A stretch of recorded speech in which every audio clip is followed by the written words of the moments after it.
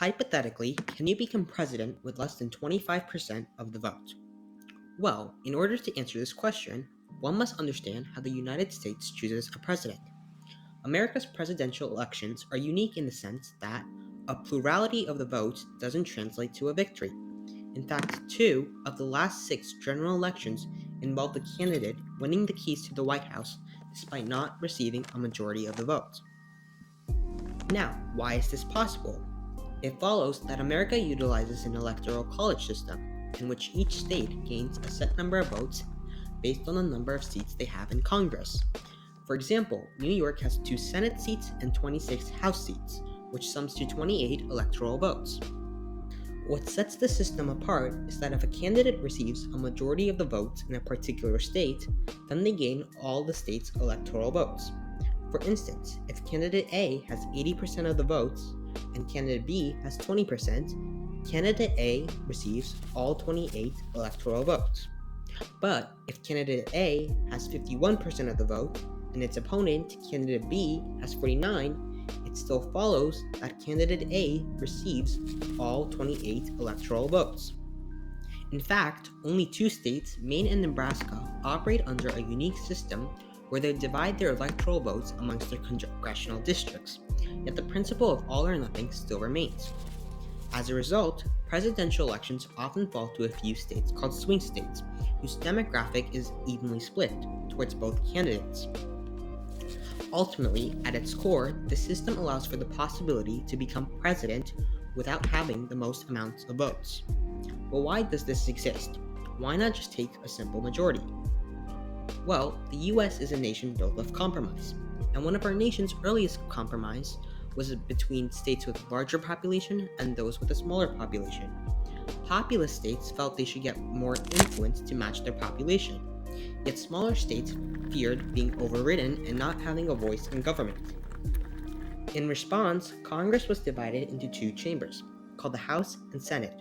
In the House, each state gets a number of seats proportional to population, while in the Senate, each state gets 2 seats, regardless of size or population. Both chambers have different roles, yet ultimately serve to create laws for America. It follows that the Electoral College is a direct product of this compromise, as the number of seats in Congress determines a state's electoral vote count. Mathematically, it can be thought of as a percentage of a state's population out of 435 plus the 2 votes from the Senate. However, with every compromise comes certain drawbacks. In fact, citizens of certain states technically wield more voting power as compared to other states. Take California and Wyoming, which have 52 and 1 House seats respectively. It can be assumed that California wields a population 52 times larger than Wyoming. Yet, due to the Senate, California and Wyoming's electoral vote counts are 54 and 3 respectively, which is only 18 times larger.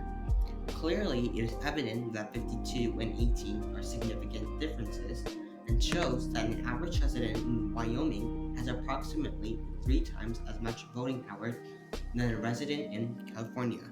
Now that we've gained some background, we can revisit our initial question of can you become president with less than 25% of the vote?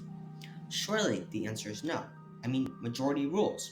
Well, we look to numbers to find our answer.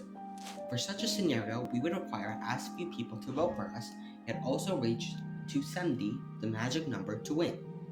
Hence, one should focus on winning the less populous states where individuals have more voting power compared to more populous states. In other words, we can think of giving all of the populous states to our opponent, states with the most people but the least voting power per individual. It follows that California, Texas, Florida, New York, Illinois, Pennsylvania, Ohio, Georgia, Michigan, North Carolina, and New Jersey are the most populous states that reach a total of 268 electoral votes, which is just shy of winning, while the rest 39 states and DC reach 270 votes, which is a victory. To gain an overview of the population of both sides, we can subtract the total Senate seats and look at the total amount of House seats. The 11 states wield 268 minus 22, which equals 246 House seats, while the other 39 states plus DC We got 270 minus 80, which equals 190 House seats. Obviously, this isn't an exact way to measure population, but it is a decent estimate without worrying about huge numbers. Expressing this as a ratio, we have 246 to 190. Now, if you want as few votes as possible, you want to maximize your opponent's votes. So, we can let them win 100% of the votes in the most populous states. After all, those votes don't really matter to you due to the all or nothing system of the Electoral College. However, in the states you win, we can assume that you won by just a few votes. In fact, it's so close that the race is virtually 50-50. But regardless of how narrow the margin is, you still get all of the votes.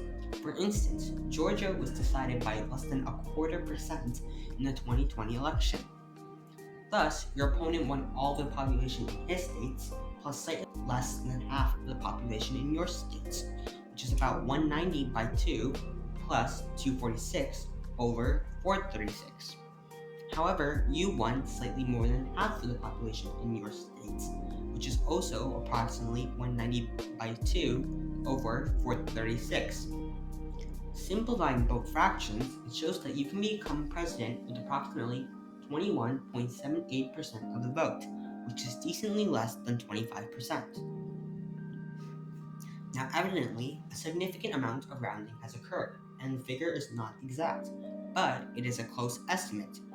Surely, becoming president with slightly more than 1 out of 5 votes is quite a wild thought to fathom.